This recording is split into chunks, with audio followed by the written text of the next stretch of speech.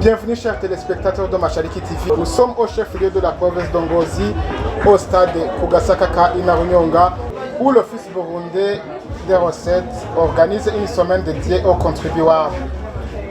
Nous visitons différents stands de sociétés œuvrant au Burundi et nous demandons à celui que nous sommes ensemble de se présenter aux téléspectateurs de Mashariki TV et dire ce que sa société produit.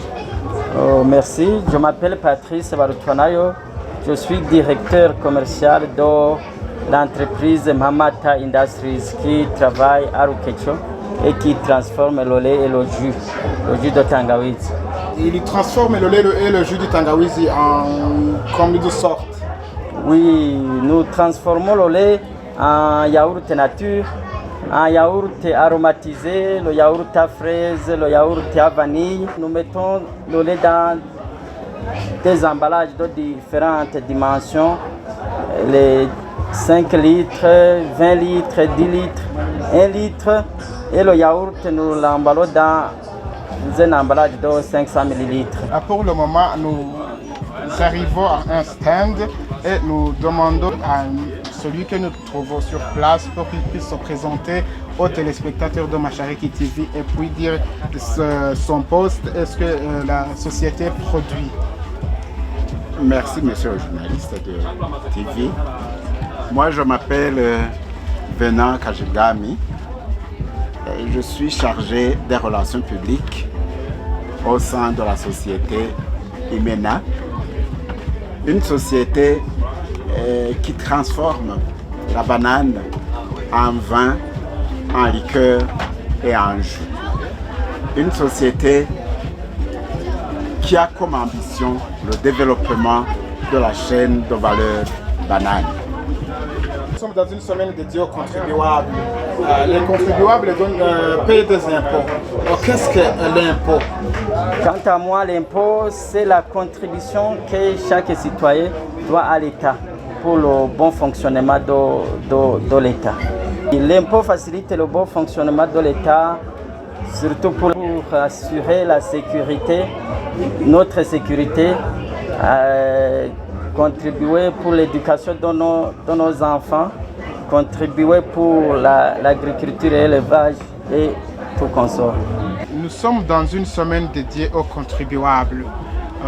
Quelle est la valeur ajoutée de cette semaine pour les entrepreneurs?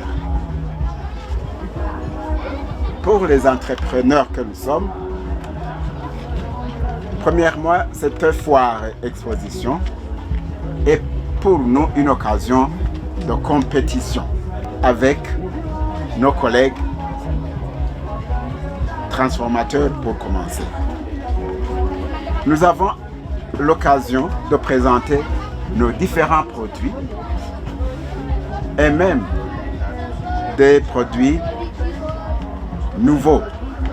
En 2020, la société Imena a augmenté sa gamme de boissons parce qu'elle a ajouté sur la gamme ordinaire 3 produits, 3 jus malty, jus ginger, jus énergie. Est-ce que si vous vous rendez là où vous payez les impôts, y aurait-il des difficultés que vous rencontrez? Oui, il n'y a pas beaucoup de difficultés que nous rencontrons quand nous allons payer les impôts, mais quelques difficultés sont liées à la non-information sur les procédures que l'OBER utilise pour collecter ses impôts. Et cette foire exposition est d'une importance pour nous parce que ça nous aide à connaître ces procédures. Il est possible qu'il y aurait des entreprises qui ne donnent pas des impôts. Quelle est la conséquence au pays? Les entrepreneurs qui n'ont pas encore l'esprit de payer les impôts et taxes, je les qualifierais d'ignorants. Ils ignorent à quoi va servir les impôts et les taxes qu'ils versent à l'OBER, à l'État. Parce que ça revient dans le développement par exemple, des voies routières, avec ces recettes d'impôts et taxes. Des hôpitaux sont construits et même entretenus. Les écoles sont construites et entretenues. Et les différents employés, les différents fonctionnaires sont payés grâce à cet impôt, à cette taxe. Et quel est votre message à l'endroit de l'OBR dans cette semaine du contribuable? Et mon appel à l'endroit de l'OBR est de multiplier les contacts avec les contribuables, l'encadrement, échanger d'informations, et ainsi c'est tout le monde qui sera sensibilisé pour le versement des taxes et impôts.